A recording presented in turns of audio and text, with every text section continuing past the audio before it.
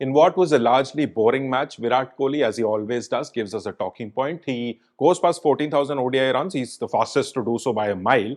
And he notches up yet another century. But this was not actually a match-winning innings in the sense that the match was almost done by the time he came in. But you were there to watch the game, Ayaz. So what was the atmosphere like pre-Kohli and after he walked in? Yeah, I mean, look, the atmosphere in an India-Pakistan match is always, it's always rousing. Wherever it's played, whether it's in Pakistan, India, in England, Australia, and certainly in Dubai, where there's a very good mix of supporters from both countries. So I would say it was a box office blockbuster, the match. But as you mentioned at the start, it turned out to be in many ways a virtual no contest. I mean, yes, Pakistan did manage to post 240 plus 241, but it just wasn't enough to challenge this very strong Indian batting lineup, in which Kohli won the honors yesterday because of the century that he made.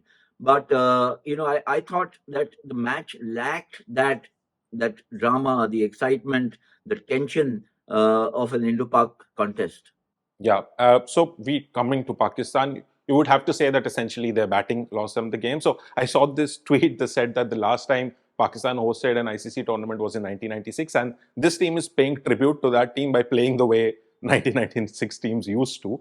So how frustrating would that have been for Pakistan fans? And now essentially the hosts are almost out of the tournament. Yes, I mean, there's a mathematical possibility that they can squeeze in, but there are too many ifs and buts involved there. So I think for all practical purposes, Pakistan is out, India is in, and it's been a very uh, you know the progress that Pakistan has made in this tournament, not just in this tournament. When you look at the last maybe a year, maybe since the ODI World Cup, actually, Pakistan have been quite, pathetic and poor in all formats. They've had the odd win here and there. They did well against South Africa when they went there. But overall, it just seems to me that the team doesn't have heft in batting, bowling, and certainly not in fielding. And when you come up against a team like India, which is firing on all cylinders. India have had their problems, certainly in the red ball format where they lost to New Zealand and then the Border Gavaskar Trophy. But in white ball cricket, they've become a powerhouse. And against Bangladesh, against Pakistan, they've just shown why. Whether it's in the bowling, in the batting, and certainly in the approach.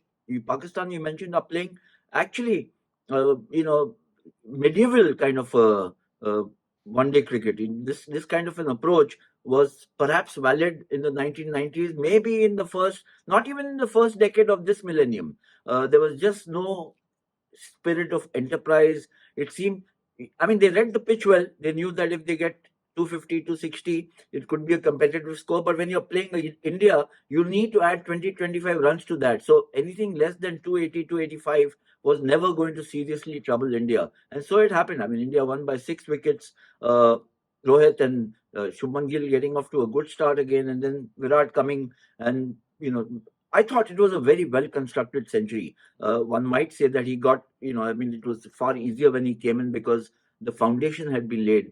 But the way he pushed for singles and for twos, the odd boundary, he just kept his non-striking partner on his toes, as well as the bowlers and the fielders.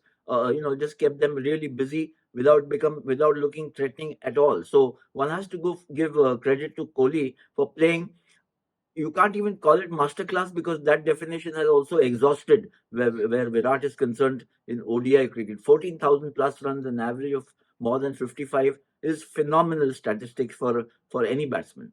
Yeah. So lastly, now this might seem like a cakewalk in hindsight, but India do have problems on their own. It's just that Pakistan were way worse. Now, Shami, even though he got those 5 wickets in the first game, it's not back to being old Shami. Hardik Pandya is not as consistent as the team would want him to be, and Jadeja had an off day with the ball yesterday. So, do you think India obviously have the advantage of playing only in Dubai, and they seem to settle on a template? But do you think a team with better batting could expose them? Yeah, I think better batting, better batting than India might be difficult to find in this tournament, at least on paper. I think a little more resourceful, a little more creative batting lineup, perhaps something what New Zealand have been doing, and certainly don't discount Australia because despite missing the creme de la creme of their bowling attack, certainly they've just been so wonderful in beating us in beating England, overhauling a massive 350 plus score. So you can't discount them. I thought India's bowling.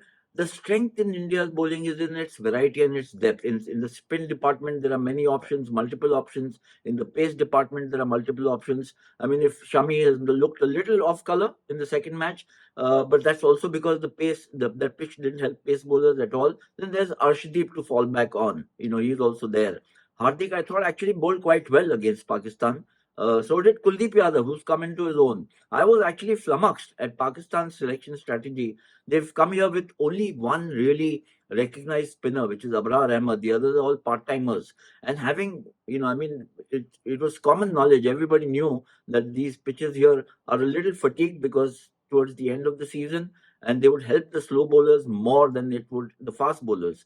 So, the Indian spinners, they actually acquitted themselves quite well. Even Jadeja didn't pick up too many wickets, was maybe a trifle expensive. But when you look at the combination, I think the bowling attack that India have is really very good. And now with Shubman Gill looking in sublime form, Virat Kohli amongst the runs.